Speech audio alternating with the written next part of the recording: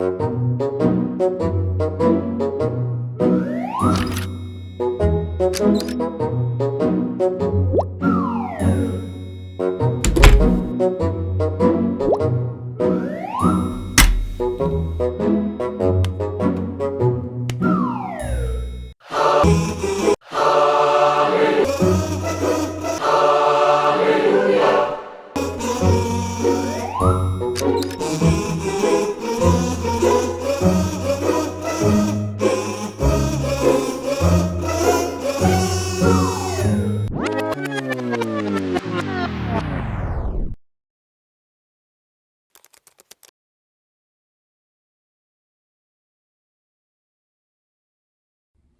everybody, welcome to the Dad Poet Society, and I'm here with a pretty much brand new dad. How long you been a dad? 2 months. 2 months. 2 months. So by the time you see this, we'll be a little farther along, but man, things are fresh right now. Very fresh, very fresh.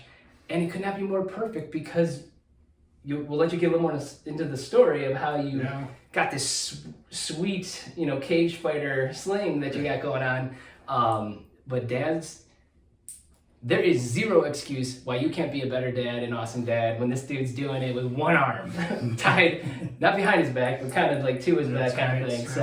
So I want to hear more about that. But so again, the whole purpose of this is to help you, carpe the dad life, seize the dad life, help dads be better dads, and just, it is a grueling ride. Exhausting. I wouldn't change a thing. The look at your eyes like, exhausting. Would not change a thing. But it's the best, dude. It's the absolute best. So, again, take what he has to say and some of the things we talk about today and put them into action in your life. Whatever we're saying, it might not resonate with you, but whatever it does, take it, run with it, and just help yourself be a better dad and help that next generation be better, your moms and dads and all kinds of fun stuff. So let's start with who I could have introduced you. Who the heck are you? So this is William Palmer, Will Palmer, the Palmer. But let's start with, what do you do when you're not on dad duty? Yeah. I would say I spend most of my time, at least during the week, at work. At a product development business and run the day-to-day for a founder out there, and I'm really passionate about the business and the growth of the company, and managing and working with the leadership team there, really to set everybody up for success and get the most out of the business and its potential. When I'm not at work, my wife and I love spending time with our friends, going out to dinner. Big foodies. Foodies, all right. And some of our hobbies, love to golf and sailing. Those are kind of the primary recreational activities. And so whether it's racing or just going out for a little cruise with my wife or my parents, very big passion of mine. It wasn't so, and I may be remembering the story wrong, which would not be the first time in my life, but you got into racing from your dad? From my dad, yes. And did he get into it from his dad? He did. Okay. So it has been a kind of fatherly, generational passing hobby in the Palmer family.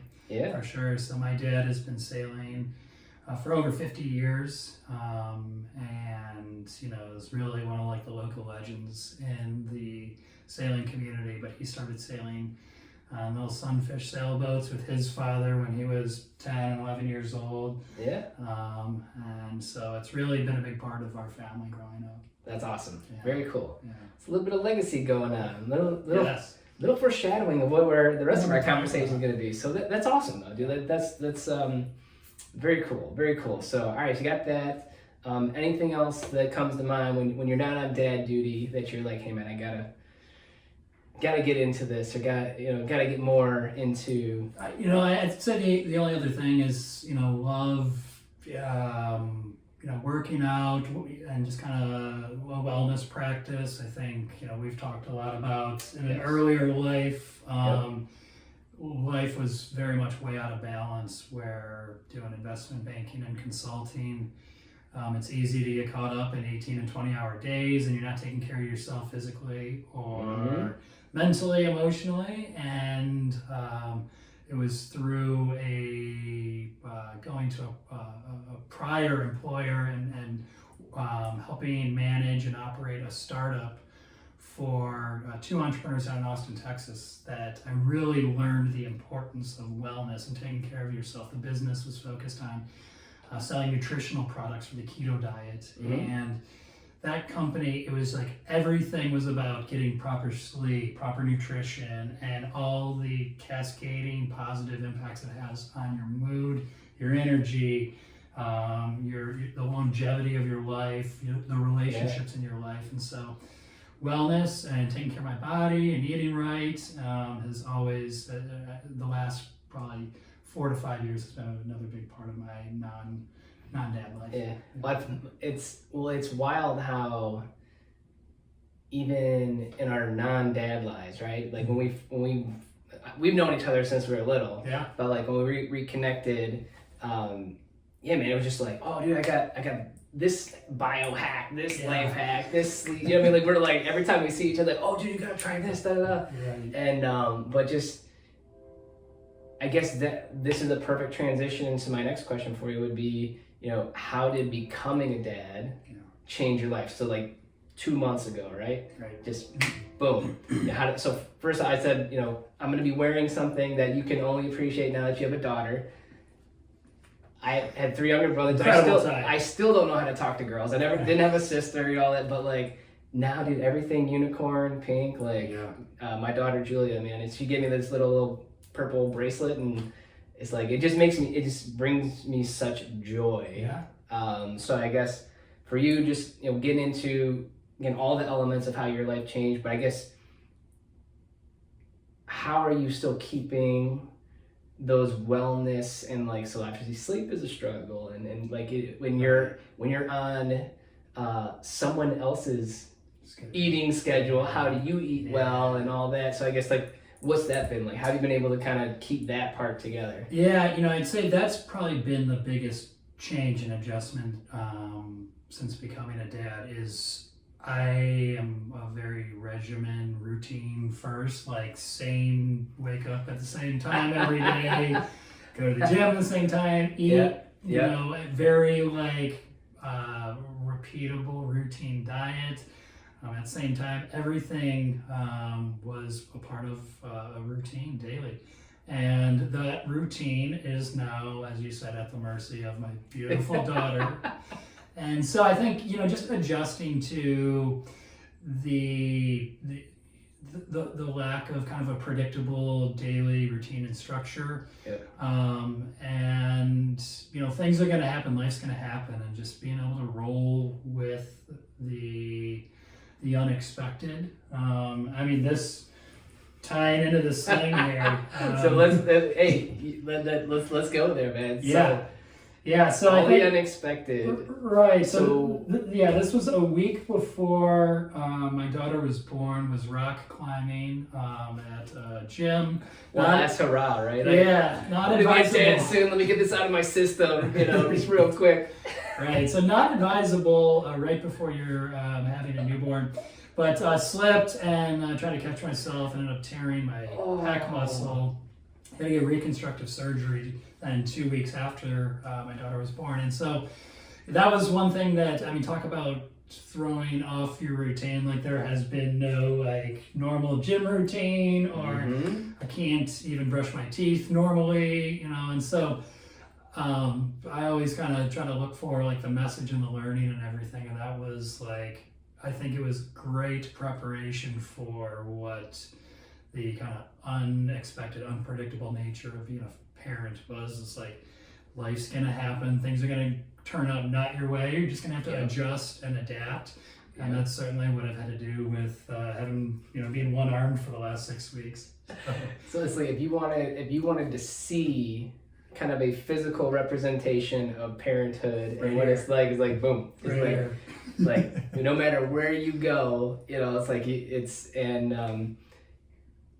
it's just, man, it's so wild. It's hard to put into words, but So basically, you know, and Evie's your daughter, correct? So, and is it Evelyn's the full? Evelyn, and then Eve, and short. We've actually been going with Evie. Evie, So, okay, yeah. Evie. All right. Named after Uncle Evan. Oh, my awesome. brother. So, Awesome. Yeah. Awesome. So Evie, so that's wild too. When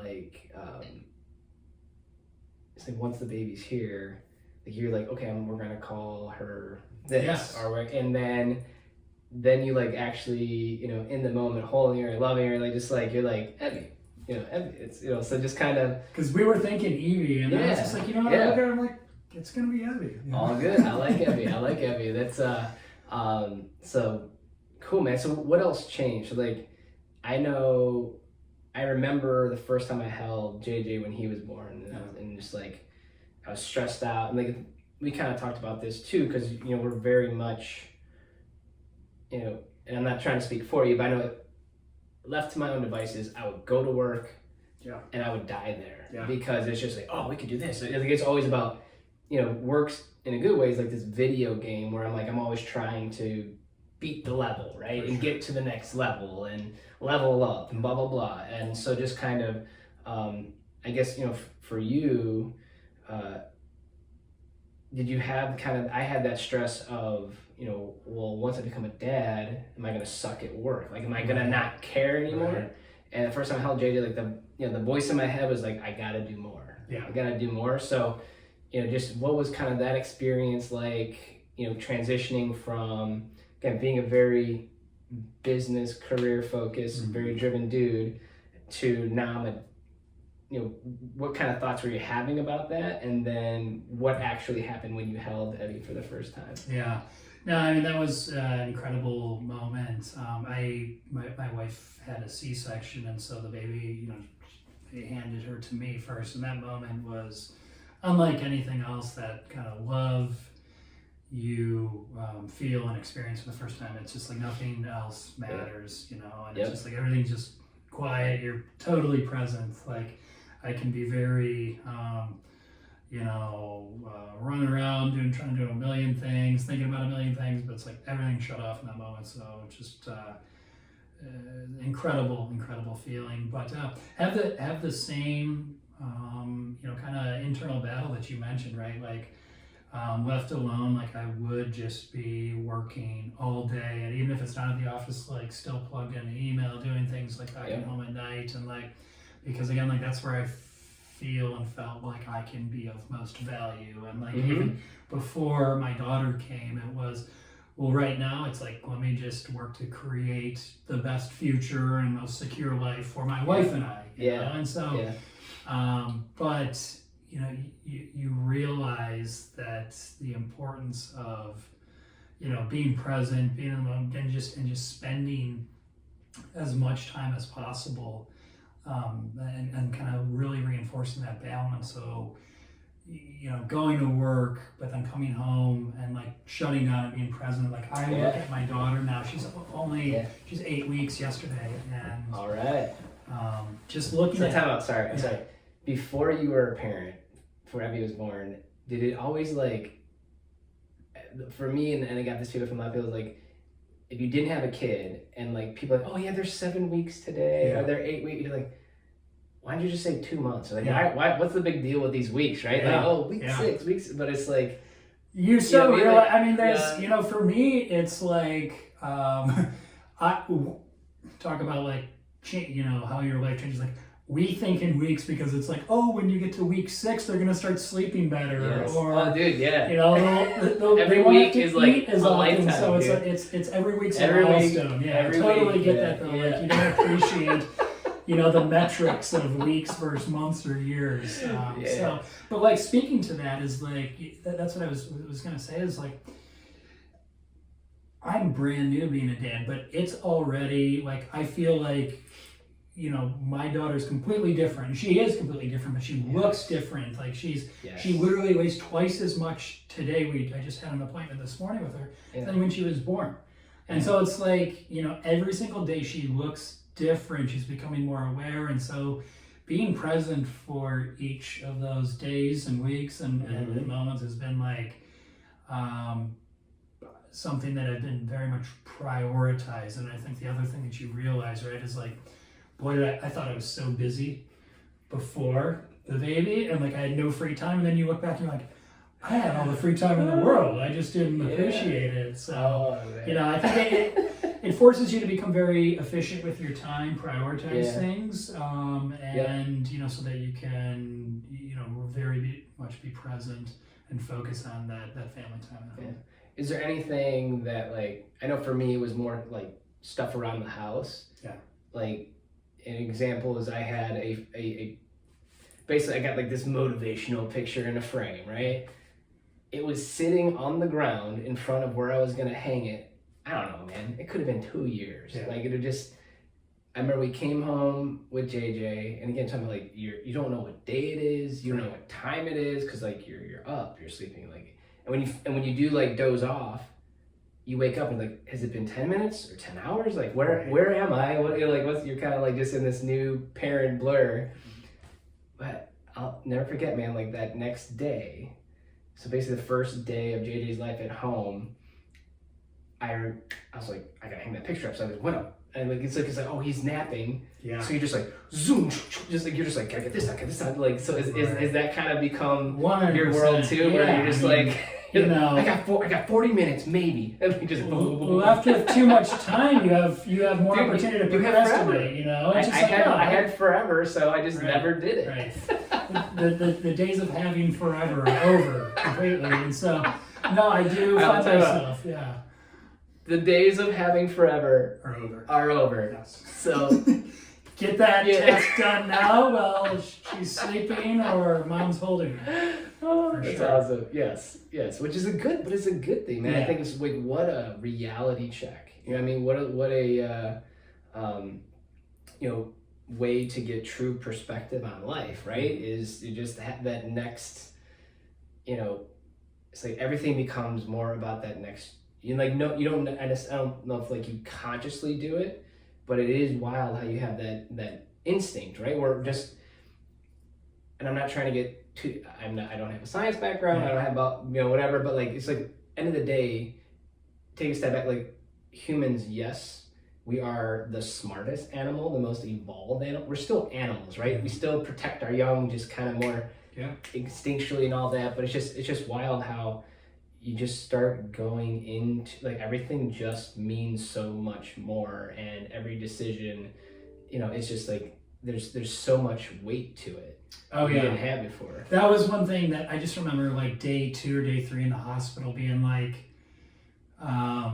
it's adjusted now, but like not being able to really relax in those first few months, because like every single second was constantly like, I'm now responsible for another life, and is she okay? And I'm constantly like thinking about her while trying to take care of mom and do everything else. Yeah.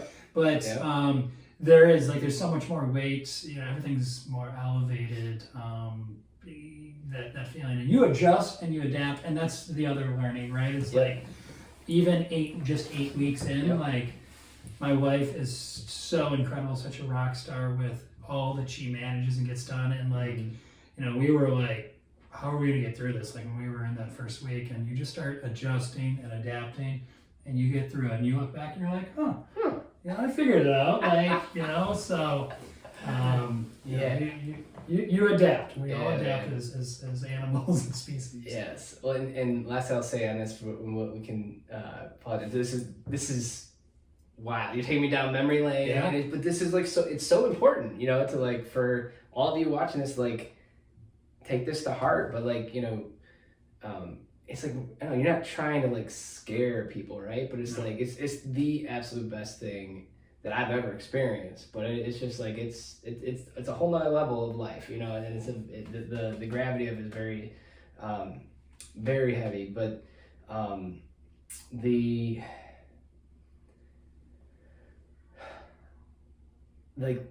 shift to, like, with Christina. So Christina, shout out, super mom. So like, I guess talking about again, like the instinct, like you and I talked before, like my wife Erica, your wife Christina, like they have these super wife powers that we're just like, how do they do that? Like it's like, but how do they make it look effortless?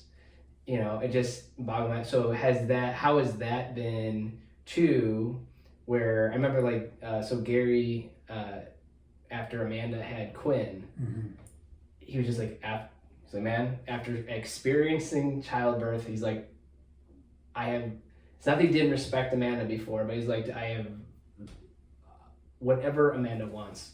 Yeah. She's going to get it because of just like that whole experience and, you know, just everything that she had to, you know, put in up to that point, and obviously now, you know, years later, but I guess, yeah, how's that experience been for you? Now you realize how much more, you know, just tough and strong physically and mentally women are than men. You know, it's easy to before, you know, the journey of pregnancy and then delivery, and then going right from delivery to, you know, breastfeeding or formula feeding and all just the general caretaking. I mean, men you're the supporting role, but the lead actor as far as nurturing for the baby comes from mom. And like watching my wife go through 9 exhausting months right into delivery, which it just made, you know, C-section major surgery, and then right after that going into like just 24/7 care mode. It's just like again like bow down, I could not do this, and no, seriously, and like, you know, just tell me how I can help you because you're the boss here. Right? So that was a huge, you just don't appreciate it until you go through it firsthand, like how strong and incredible women are. Yeah, I remember, I can't remember who, I don't know whatever birthday or family get together it might have been, but the first time I saw my mom after JJ was born, I just remember looking at her like, Mom, I have no idea why we celebrate the kid's birthday. Like when the kid's born, like we should be like that should be your birth. You should have multiple birthdays. Like you should have a celebration, a parade to the streets. Oh my God, what the heck? And because too, I'm like all those years, I'm like, oh, I want this for my birthday, and they're like, holy crap, that what my mom had to go through to like your mom. like, why am I not buying gifts for my mom on my birthday? You know, so. Shout out moms. Yes.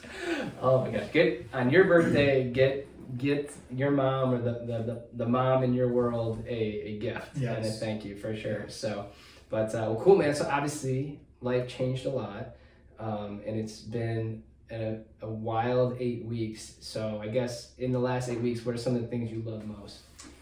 I just talking about like, you know, work and then, you know, home balance, like. I find myself at the end of the day just wanting to get home. I just spend time with my dog, just holding her right now, and so, you know, it's that first moment we get home. Even, you know, now that she's starting to kind of recognize me more, follow, you know, me, and, you know, just hey, it's me, Dad. Right? Remember? I too am important. Right. You'll learn one day. Right. Those first couple weeks, she was, you know, I'm kind of just a stranger, but who's this weird guy? And you know, I think the thing that we've started, it's actually helped her sleep schedule. It's just like having a disciplined, like consistent nighttime routine, and so that's been my, you know, hour and a half, where, you know, help support with bath duties, and then I take little Evie into her room. We got the whole routine with the lighting and the sound machine, do some reading, bottle feed. Diaper, swaddle, you know, then we adjust the lights again. It's like, but like it's this whole like ritual routine that we do every night, and it's just it's her and I's, and it is incredibly special. And like that's like one of the, you know, talking about like unplugging, like just very quiet, present moment that like you appreciate so much. Whereas like 3 months ago, like, you know, I'd have to force myself into like a meditation, like to even like come close to like that very peaceful, present feeling that I have when I'm with her in her nighttime. Well, and I think that was one thing that I loved so much as well, because it's, you know, and again I feel like when I've had these conversations, like, man, James, like, you are just too wound, you are so wrapped up in work. You know what I mean? And like, but again, it's just like, I do love it. I do enjoy it. Like if it went away, like it wouldn't be the end of the world, but it's like, this has been my, it's not work to me. It's like this like passion project, So like, I just remember like there's, things that would pop up, and as much as, again, try to meditate, journal, like work out, like do everything you can to try and like make it go away. I remember like holding JJ, and I was just like, talk to me, JJ, talk to me, like, help me, man, help me, and just like holding him and feeling him on my chest, dude. I could like feel my heart relax. Like I feel like everything just relax and just be like, dude, like I'll make it. That was one thing that I learned, is I will make it right when the time is right. Yeah. Because for me, and this is something, there's another guy on our team that we both been here about almost 16 years, like, but he went down one path of our business, I went down the other path, and now we're like collaborating together, but we're so wired to fix the problem. Like someone throws a grenade, we're not like, hey, put the pin back. Right. We're like, jump on it, take one for the team, like, I got you, so just kind of like, there's still, like, you're not gonna leave people hanging, right? You're gonna solve the problem, but it's like, not everything is an emergency, and not every grenade is meant to be jumped on, and if you're jumping on a grenade at this point, it should be for Evie, should be for JJ and Julia. So but yeah, man, like that's that you can't even put into words, like just that calm. You know what I mean? Like it just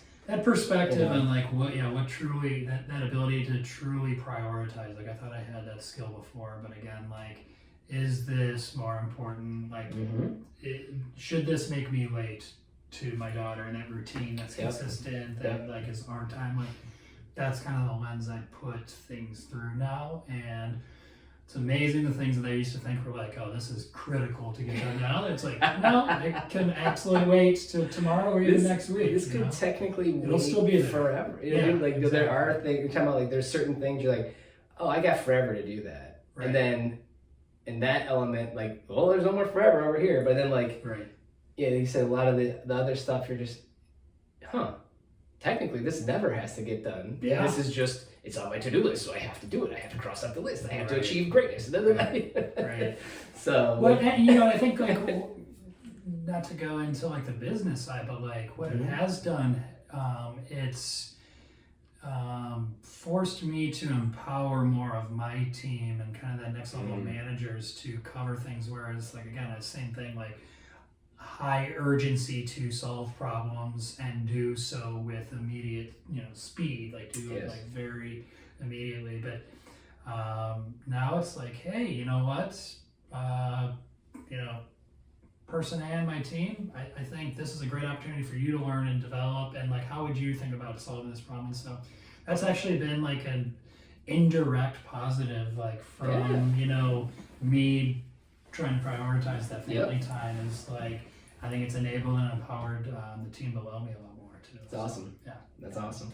Yeah, like I said, I try to, like, you'll never be able to like draw an exact like line to, you meet Christina, I meet Erica, and then life and business just starts going really good. And then like you have Evie, you have JJ and Julia, and it's like, oh, life just, it's like there's no like, proof. What really that is, dude, if you look at every element of life, like you have to get more productive, you have to get more efficient, you have to get better at communication, you have to get better at, like you have to, I feel like 99% of just, and I mean, I want to be careful with the word success because it's a very loaded word, but like whatever success is to someone, whatever that definition is, and true definition is, like, it's really about, if you're going to get from here to there, it's prioritizing your decisions each day, and is that either decision gets you one step closer, or you're standing still, or you're taking steps back. So I just think, hey man, when you get that baby, there's no going back. Right, no going back. Exactly. So awesome. Anything else that you would say that you love love about being a dad? Obviously, there's a million things, but Yeah. like anything that sticks out to you. I'd say the one last thing is just like I love watching like my wife be a mom.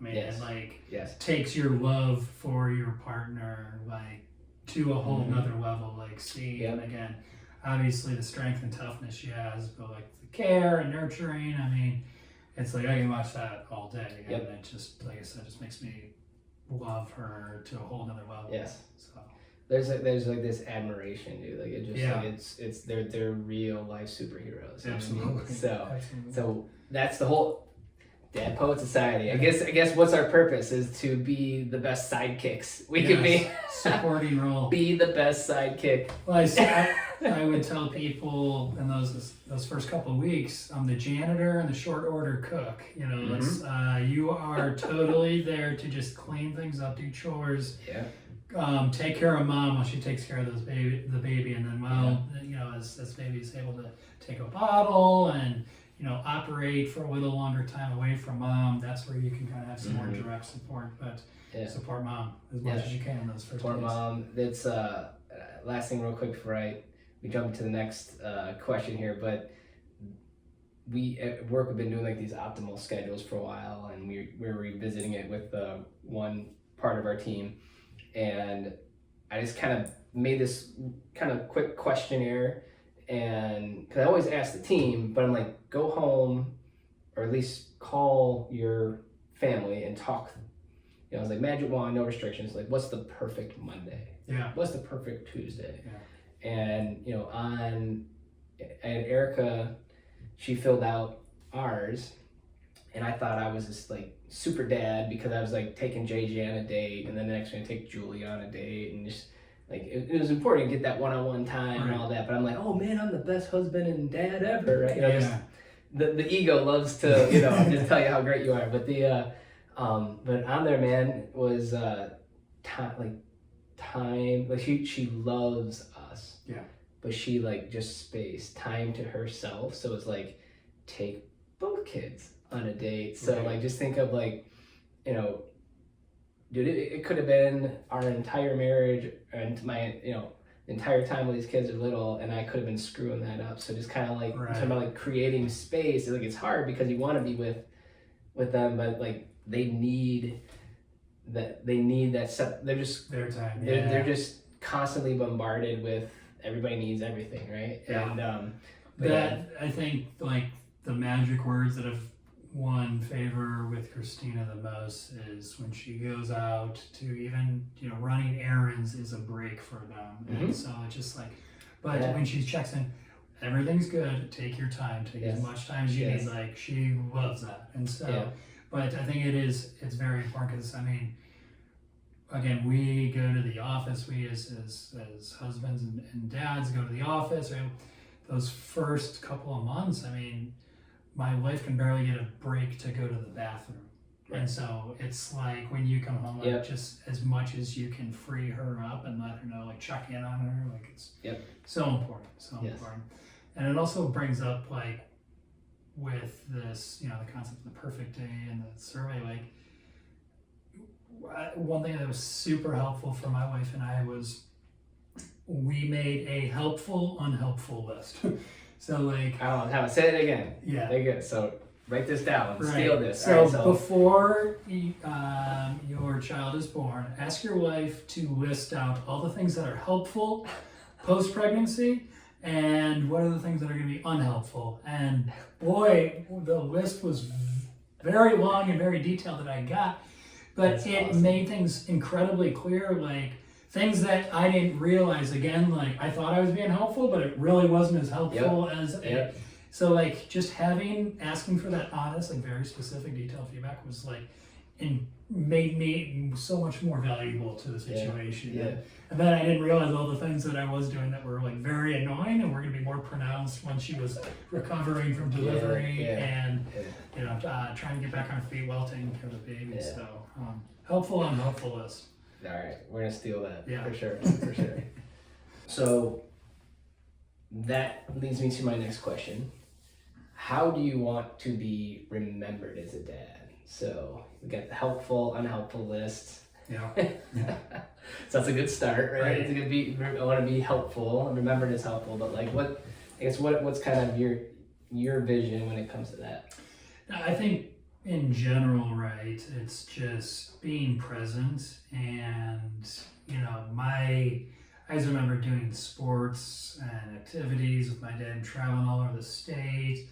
And he was always there, and that was always like such a big comfort for me. I had friends where like their parents wouldn't be there, and there was a ton of special moments that I got to share with my dad being there. And so I think just like that, my daughter knowing that I'm always going to be present and there for her and able to share and all those big milestones in her career. That's what I think is most important to be remembered. You can give your kids all the material goods, but I think your time is totally going to be the most important gift that you can give.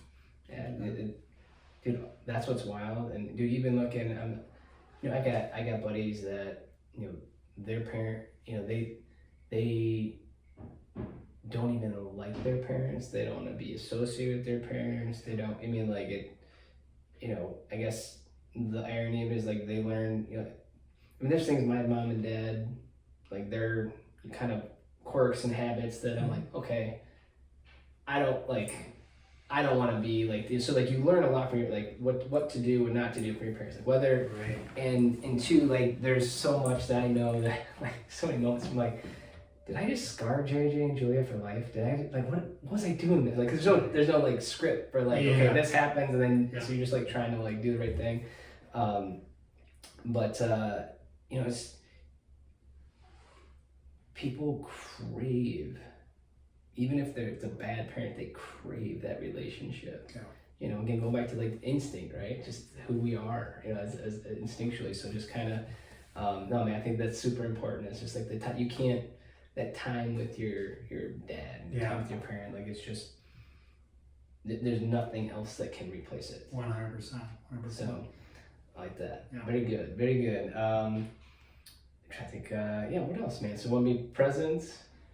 Yeah, I'd say the other thing is just, I definitely want, there is always that element where your parents want to push you and motivate you to succeed. And I think there's that balance, right, of like wanting what's best, encouraging, success, but not doing so at the expense of putting too much pressure on your kid. And I think growing up in wrestling, you saw that a lot, like where you would see these dads that were absolute psychos, and I mean they had, you could tell don't be an absolute psycho. Not be a psycho. If you're a dad, but you don't have to be, right? No, you don't. And I always was so. I was always so drawn to the kids that I saw be incredibly successful in wrestling at the national level, and their parents couldn't have been the more they're the most quiet, reserved, honey or son, you did great. Mm-hmm. However, win, lose, and that. Whereas, and then you saw all these other parents that obviously they wanted, the intent was good, but the form was terrible, and that was we need to win, we need to and you need to do more, and it just, you do so at the expense of a loving, calm and accepting relationship with your kid. And so I think that was just one that growing up in a competitive sports environment, you'd see man, I don't know if the father-son relationship is going to be great after this sport with those two over there, but I love how it is over here. So so that's kind of another thing that I just always want, good, bad, win, lose, love and acceptance, always, from me as a dad. Unconditional love. Unconditional love, exactly. Actually talking, so Kevin Schilling, he owns Every Tire and Wheel. I had an oil change earlier today, and we were talking about doing one of these dad videos. That's what he was saying, that was the first time ever that he was wow, he's I can't think of anything my kid would do that I wouldn't love them anymore. Kind of thing. Like, you know, no matter what it was, I might not like it, I might not, you know, whatever, but like I would always love them no matter what. So I think that's exactly, I mean, like, that's that the unconditional dad. Yeah. Unconditional dad. Be an unconditional dad. I love, dude. All right. Sorry. So many hashtags here. Hashtag. Sorry. Be professional. Dude, and this is definitely my daughter tie. Did we talk about the tie yet? I don't know. We've been doing this video a while, but this is definitely for you. It's your girl dad tie. It's my girl dad. Sure. Dude, being a girl dad. It's awesome. It's like everything. So question, have you gotten to the point where you see something and you're like, you're not around Evie, you're not around Christina, you might be at work, you might be out in public, wherever, but you're just like, oh, that's so cute. Yeah. And you're like, whoa, what did, right. What's, right. What's, I know. That's the cutest. Like, oh, I mean, the manliness side. It's pretty decent. Exactly. Pretty decent. You know, just being a dad in general, I think specifically a girl dad will you know, do that. And, you know, I think there was a part of me when Christina and I were first expecting where I wanted a son, kind of a very cliche, like want to play baseball, sports, and, you know, firstborn son. Yeah. But, you know, it was really what I appreciated so much about becoming a girl dad was, like, I think it did kind of soften up some of those maybe rougher edges. Dude, yeah. Around and, you know, talking about that unconditional love and support. I think you are more set up for success in that unconditional love when, as a father, when like it's your baby, it's your little baby precious girl, where it's like you might give more of that tough love to your son when it may not be warranted or needed at the same time. And so I think that's been a great you know, aspect of becoming a girl dad. No, teaches you how to love. Well, it's nurturing. You're definitely you're talking about like the moms being naturally nurturing. It's like I feel like, again, nobody tells you, hey, you learn you need to be more guys. nurturing, but it's more like just kind of it's interesting how it just all starts to fall into place. So that's Right. So basically, if you're gonna be a girl dad or you're a girl dad, you understand that like everything is the cutest. Yes. Everything's the cutest. Yes. So you're wearing pink ties and pink bracelets. Oh my god, like the pink. Oh my god. Like it's so pink. Let's get it. So at White Rabbit Kids in downtown Willoughby, they had a pink, like I got JJ a sword, like, you know, like just to like play sword, and then I was in there. They had a pink sword, and on the middle, like had like little the things that stick out by on top of the handle, and the circle right there was a unicorn. And I was like, pink and unicorn, like this is. And then I brought it home to Julia. I'm like, hey, you've been working really hard at school. Your teachers said you're doing great. You know, so I got this for you. So she's got this little like big fuzzy horse purse thing that she was carrying around. Dude, it's another thing. Get ready to be bossed around. Yeah. Like it's a second boss at home. Yeah. But like she only wants to wear her jammy dresses. She wears the jammy dress by itself to bed, and then she wants to wear it the next day to school. So she'll wear like her leggings underneath. So she just walk around her jammy dress, got this big fuzzy horse purse, and then she just puts the sword it's like a little holster for her. Whatever she wants. Just walk around, Yeah. So ready to kick some butt. But cool, man, awesome. So I guess, you know, kind of moving on from there, this is to being remembered kind of in that same vein is, you know, what's on your dad bucket list? Yeah. You know, I was thinking about that, like, again, establishing some element of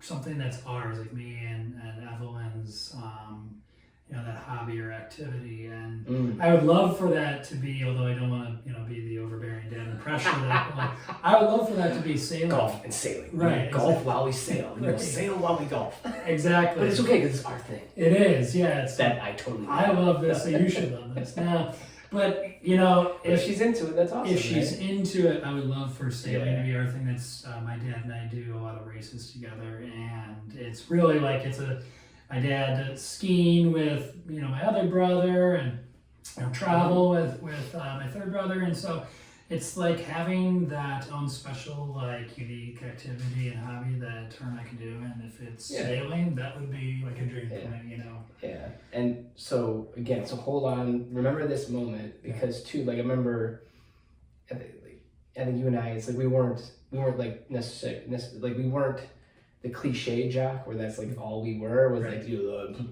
I play sports and I don't know anything else, right? But like that's really like that's all everything was sports growing up, but like so just kind of and being a college athlete like in track, cross country, if you want to call it athlete, I was a runner, but like so I was but I just always in my mind saw me playing baseball with JJ because that's what we did, and basketball and football. JJ, the only thing he cares about with the ball is who has it and how hard can I tackle them and hit them. I mean, like he want and like, but soccer's been really good. Like he likes kicking the ball, but like zero interest in throwing and catching. Like could care less. Just wants to smash. So just kind of. But yeah, it was like one of those things where I'm like, okay, like I'm not. It was just like he could still care less about football. Right. You know what I mean? And it's just weird because now I don't even think about football. I don't even think about baseball. It's just whatever they are interested in. He's all about soccer, so now I'm all about soccer. So or just whatever he ends up in. So so cool, man. Like it'll be good. It'd be a dream if it's sailing, but if it's dance recitals, then it's dance recitals. Dude, it's gonna be sweet. It's gonna be sweet. I can't wait. So, but dude, we will convert your car into like a car/sailboat, so that way you can sail everywhere.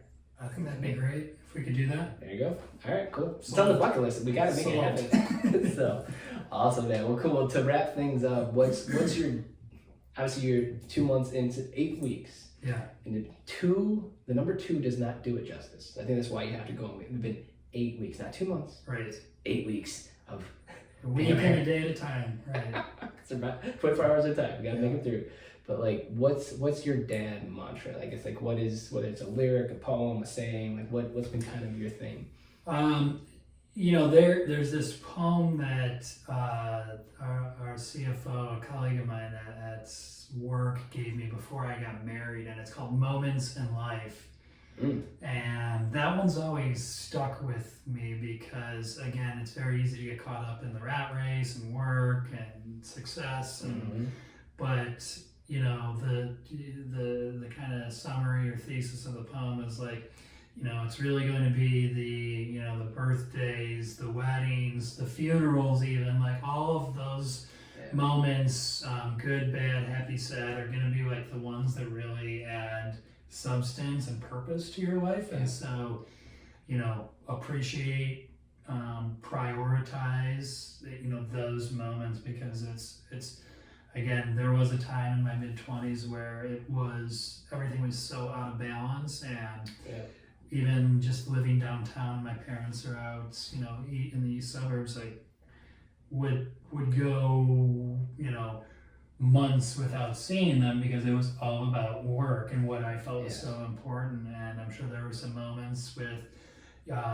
my parents. I know there was with my grandparents who passed during that time that I could have been spending more time with. So, I think that poem, I'll have to send that to you. It's called Moments in Life, though. And awesome. I remember just getting it right before I got married, like right before I was leaving for like wedding and honeymoon. That I was like, it's just another great reflection and pause to like really appreciate like, this moment, this milestone, and everyone that's to come after. I like it. Yeah. Awesome. Well, thank you, brother. Appreciate it. So here, elbows. So, but man. Well, thank you so much. Appreciate it. This has been awesome. And for those of you watching us, like again, this dude is seizing the dad life. This is Carpe Dad. This is everything you've heard, everything you see.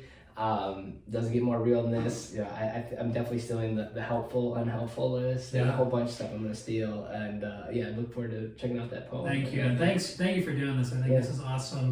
The more dad knowledge and dad tips that you were awesome when right before Evelyn was born, you'd send me voice memos like, hey, another dad moment.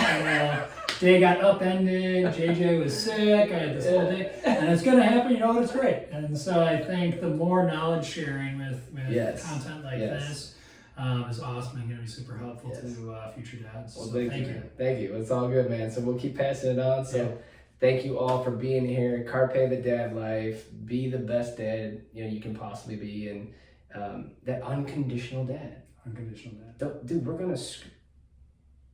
The whole point of life is to make mistakes and learn from them and grow from them, right? There's no growth without screwing it up. So we're gonna screw up this dad thing really bad. Yeah. But that's how we're gonna get really good, right? So just be that unconditional dad, no matter what has happened in the past, no matter what you have in the future. Just love that little guy or gal, and or guys and gals, and how many. I don't know. I only got 2, and you only get 1. I can't imagine having like any more than that. So, but just stay awesome. Thank you so much for joining us, and we'll catch you next time. Thanks, everyone.